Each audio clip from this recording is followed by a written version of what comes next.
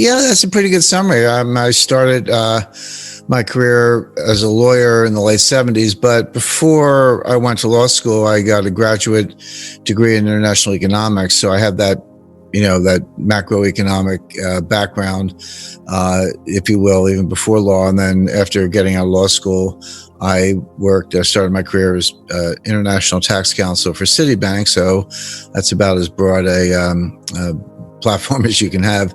And then along the way, switched into securities and derivatives law, worked for an investment bank, major dealer in U.S. government securities. That gave me a pretty good background in federal finance. And then switched to the hedge fund world and was there from start to finish at long-term capital management. Made a few headlines in 1998, and I was the principal negotiator of that rescue by, people say I was rescued by the Federal Reserve. That's not exactly right. The Federal Reserve did convene a meeting of the banks to organize the rescue, but said to the banks, you have to do this. They were sitting in the boardroom at the Fed, kind of hard to say no, but they adjourned over to Merrill Lynch's boardroom a few blocks away on Liberty Street, and we took it from there. And it was one of those deals, 5 days, no sleep, nobody's shaving. At first the jackets come off, then the ties come off, then the shirts are unbuttoned, and everyone's got a beard. Nobody slept, but we got it done, brought it in for a soft landing. After that, I ran an electronic stock exchange for a while, but was tapped by the CIA to help them with counterterrorist finance after 9/11, and worked for them for 10 years. That's what we did. We invented a new branch of intelligence called MarkInt, for market intelligence, basically getting actionable intelligence from capital markets information, which had never been done before. There's the INT stands for intelligence, so HUMINT is human intelligence, SIGINT is signals intelligence. We invented MarkInt, or market intelligence. That took on life of its own, but along the way, was just got literally a cold call from a top literary agent. She heard an interview I did on NPR's Planet Money. She's an NPR fan, and introduced herself and said, "How would you like to write a book?" And so I said, "I hadn't really thought about it, but let's talk." And we had lunch, hit it off, and then that led to book projects. And now, 7 books, and 10 years later, here we are. So you can either say I had an eclectic career, or I didn't what I wanted to be when I grew up, but I've done a little bit of everything from banking, capital markets, hedge funds, national security, intelligence, work with the Defense Department, and written a bunch of books. Well, it's great to have you here. The first book, which came out 2011, was Currency Wars: The Making of the Next Global Crisis. And you certainly touch on a lot of currency dynamics, which are certainly prescient to what's going on today in the latest book, The New Great Depression here. When did you start writing this book? It's just come out in the past week, but it just seems so relevant and timely. I mean, you must have had some pretty fast turnaround on this thing, right? We did. I got the call from my agent, my publisher, late April, and of course, then we were in the thick of the first wave of infections and fatalities, sadly, and quarantine and lockdown and all that. And the stock market had just dropped 30%, over 30% from February 24th to March 23rd. And so they said, we really want to book on this. It's really important. There's going to be huge interest in this. And can we do this? And I said, sure. And our original target date was July 15th. We were trying to come out on July 15th. And that's what we worked towards. So I said, so basically, given the target length and the outline, I was going to write it in about 40 days, 45 days. If you do 2,000 words a day, you can get there, but that's a lot of writing. So I said to my wife, well, it's good news, bad news. The bad news is for the next 30 days, I'm going to be the most antisocial person you ever met. The good news is we'll have a book behind us and we'll get that done.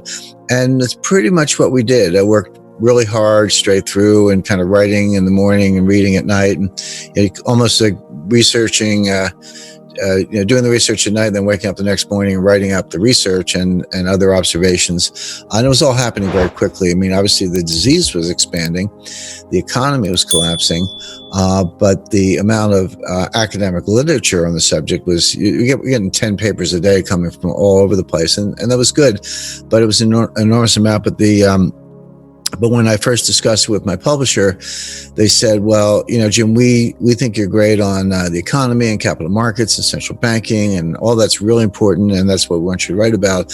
But keep away from the epidemiology and the immunology because you're not a scientist, you're not a doctor. And I said, hold on, that's like asking someone to write about property damage in New Orleans in 2005 and not mention Hurricane Katrina. I said, you can't do that. You obviously, the pandemic is the catalyst or the cause of the depression, and you can't understand one without understanding the other. So I said, I'm going to do both. I teased her a little bit. I said, well, I do have 2 degrees from Johns Hopkins, so I'm not intimidated by natural science. I'm not a doctor, of course, but I'm comfortable in the field. And when I approached it, when I started doing the research, so by the way, Alex, this is the first book that deals with both the pandemic and what I call the new Great Depression or the economy. There will be lots of books written on the pandemic. Doctors have already written some. They're out there. There'll be books written on the economic crash and what's going on. Although it's a funny thing, economists actually don't write that many books. There are some, other than textbooks. Textbooks can be huge money makers, kind of boring, but there are a few economists who write books. Paul Krugman does, and Barry Eichengreen, and a few others. But generally, economists prefer to write papers, journal articles, monographs, and things because they're usually wrong and they're changing it. So you write a paper and you're wrong. Well, just write another paper. Writing a book, you go out on a limb a little bit because if it's going to have any kind of shelf life, you have to lean forward and do a little forecasting. And I have ways of doing that are better than what Wall Street and Washington do. But you're still you're out on the limb a little bit. But I'm comfortable and I've done that before. But on the medical side of it, I read over 100 peer-reviewed journal articles. Obviously, top publications like The Lancet and the New England Journal of Medicine and others, but others that were top tier, maybe less well known, more specialized. But these papers were coming out left and right, and other evidence was coming out. And when I started doing the research, I said, well, this is going to be straightforward. There's a bunch of conspiracy theories and fringe theories and just wacky, speculation over here. And there's a lot of good science by reputable clinicians and PhDs over here. And just kind of discard this and focus on this. And that's what I did. But what I discovered, it was easy to discard the junk. But when I got into what I'll call real science, I discovered quickly that the scientists don't agree with each other. I can show you papers that say, you're a fool to go out without a mask. Masks are the key to this whole thing. Everybody mask up. That's the way we get a handle on the pandemic. I can show you other papers by equally qualified people, PhDs in virology and epidemiology, who say, no, masks don't work. The virus is too small. It goes through the weave. They're improperly constructed. We don't wear them correctly. And they don't do much good. It's kind of virtue signaling. And so, but my point is, without even taking sides in that, just as a writer, and I did present both views, and all that information is in the endnotes. The book has over 200 endnotes, and they're all fairly technical. So I tell people, if you don't like something I said, don't argue with me. Go to the footnotes or the endnotes and argue with the scientists. But I tried to, when there were divisions like that, I tried to represent both sides fairly. But I usually do come down on one side or the other based on my own view of the evidence. So that made it more challenging. And then you also have this whole, where did the virus come from? I have a chapter on that. Well, there's the wet market theory, which I thought last spring was a lie, basically Chinese propaganda. That's even more apparent today.